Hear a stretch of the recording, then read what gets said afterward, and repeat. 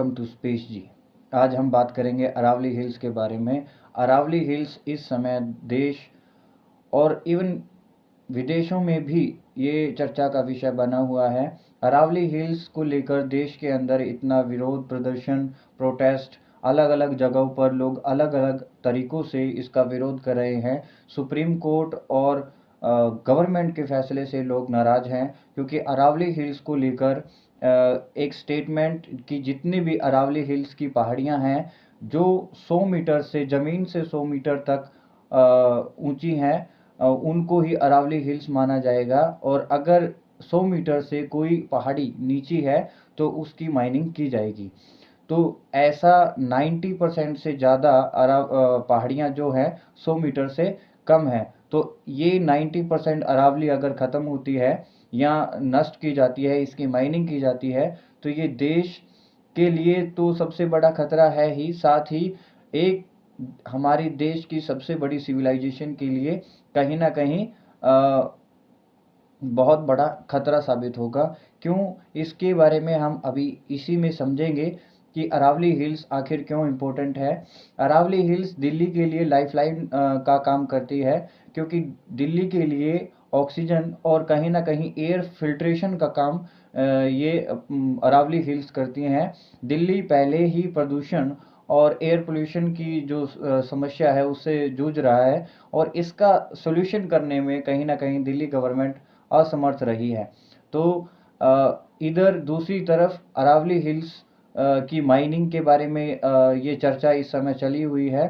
तो अगर अरावली हिल्स की प्रोटेक्शन दिल्ली से हट जाती है, दिल्ली को अरावली हिल्स प्रोटेक्ट करती है, और ये अगर हटती है तो दिल्ली कहीं ना कहीं और ज़्यादा एयर पोल्यूशन से ग्रस्त हो जाएगी। दूसरी सबसे बड़ी बात कि ये राजस्थान के आधे से ज़्यादा हिस्से को डिजर्टिफिकेशन से रोकता है, यानी कि रेगिस्तान बनने से रोकता है।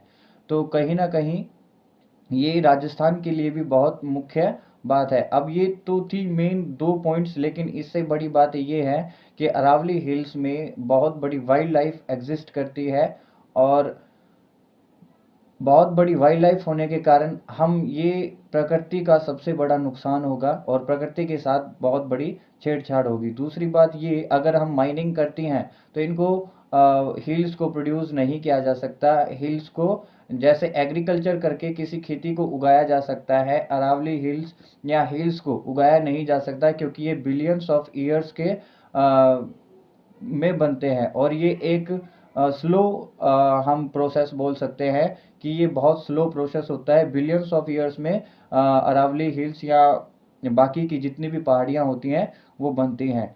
दूसरी सबसे बड़ी बात कि ह्यूमन सिविलाइजेशन के लिए इम्पोर्टेंट है, एयर फिल्ट्रेशन के लिए ज़रूरी है, और देश के सबसे बड़ा हिस्सा जो ऑक्सीजन का है वो यहीं से आता है।